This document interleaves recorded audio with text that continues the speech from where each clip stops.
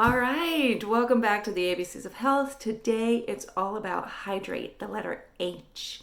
So this is an exciting one. I personally love talking about water, and water for me personally is one of the things that it became a superpower when I understood that it was really, really good for me and what it could actually help me with in my health journey. So the questions that are most common are these. Am I drinking enough water? Okay, then how much water should I actually be drinking?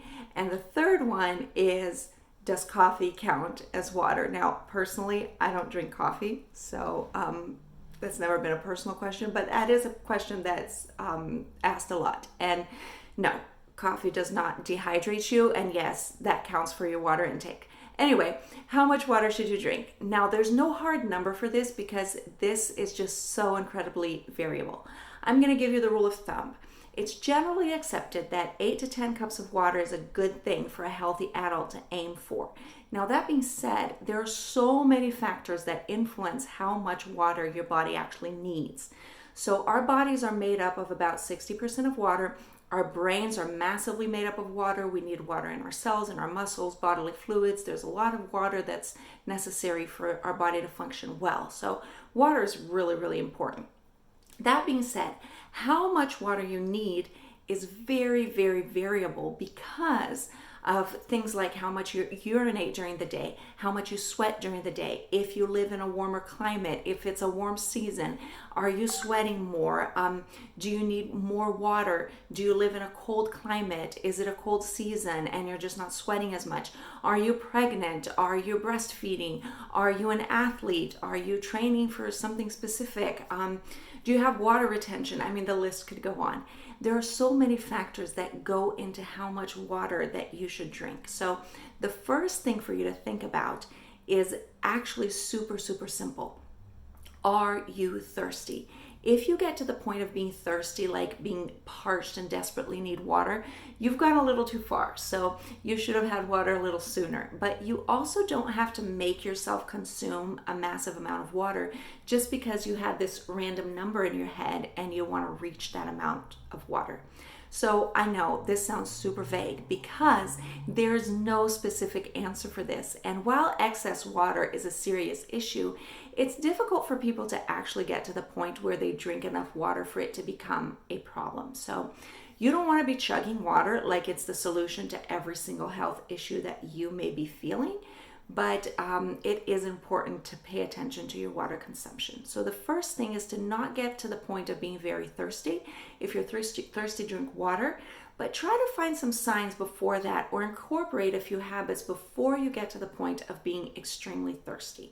So anything that you drink counts as water, but again, there are levels, right? There are things that are better or worse for you in terms of health. So for example, the cleaner the water, the better it is for you. And when you drink, for example, juices or artificially sweetened waters, while they are hydrating you, they're also giving you a lot of added sugar, and that's not really what you want.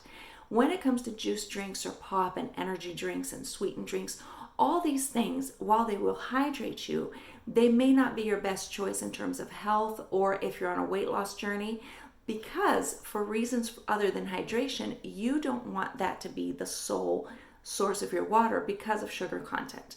When it comes to tea and coffee, what you want to aim for is the most unchanged forms of these. So the more you sweeten or cream your tea and coffee, the less they are benefiting your health, although they're still technically hydrating you. So it's all about a bit of a balance, but nothing beats actual water. Personally, I love water. It's what I drink 90% of the time, but that's just me. I had to work up to that. I used to drink a lot of other stuff. So anyway, a few side benefits of drinking water is that it could help you eat less because when you go to eat, your body is sufficiently balanced that you're not confusing hunger with thirst. That being said, please don't go and drink a liter of water before you eat so that your stomach is super full of water. That's not a good strategy. That's not why you should drink water, okay? But drink some water before your meals or sip during meals. Sipping during meals could also have a great side benefit because it can help you take some breaks and just slow down your meal process, because you have to put down your fork and just go through it a little slower. And slowing down your eating time is a proven way to help with portion control. Also, hydrate during exercise, because we lose a lot of water. We sweat a lot during exercise. If you're in a warm climate or a warm season, if you're outside doing anything physical, just increase your hydration. So that's basically it. Being hydrated is important because your body needs water to function. Like your body cannot go without water. Your cells, your digestive process, your tears, your sweat, your urine, your bones, your muscles, everything needs water. So let's not skimp on the water, okay? Now, in order to figure out if you're getting enough water, there are two strategies which are super duper simple. The first one is, are you thirsty? Of course, like we said, you don't want to be desperately thirsty, but if you're thirsty, then it means that you need to drink water. A second excellent way to monitor how dehydrated you are is your urine. If your urine is very yellow, it means that you need to pay attention to your water intake. Remember that toilet water actually dilutes the urine, so it's always a shade or so darker than what you're seeing there. So if you are well hydrated, it's clear to very light yellow. If you're light yellowish, getting a little darker, then you know it's time for you to drink some water. If you're going into the dark yellows to browns, you need to drink water now. And again, another thing to remember is that, in the morning, you might have a bit of a darker shade because you spent so much time without any water or food consumption because you were sleeping. So your goal is to consistently have a clear or very light yellow urine. So don't feel like you have to drink 3 liters of water besides whatever it is that you enjoy. Just remember that a very sneaky way that our body consumes a lot of sugar is through drinks. So drinking your calories is a big way that calories are consumed without being felt. So just pay attention to that and try to increase your water with less additions and decrease the water that has flavors and sugars and all of those things. And of course, pay attention to the thirst and urine cues. So go drink up, and we'll talk more next week.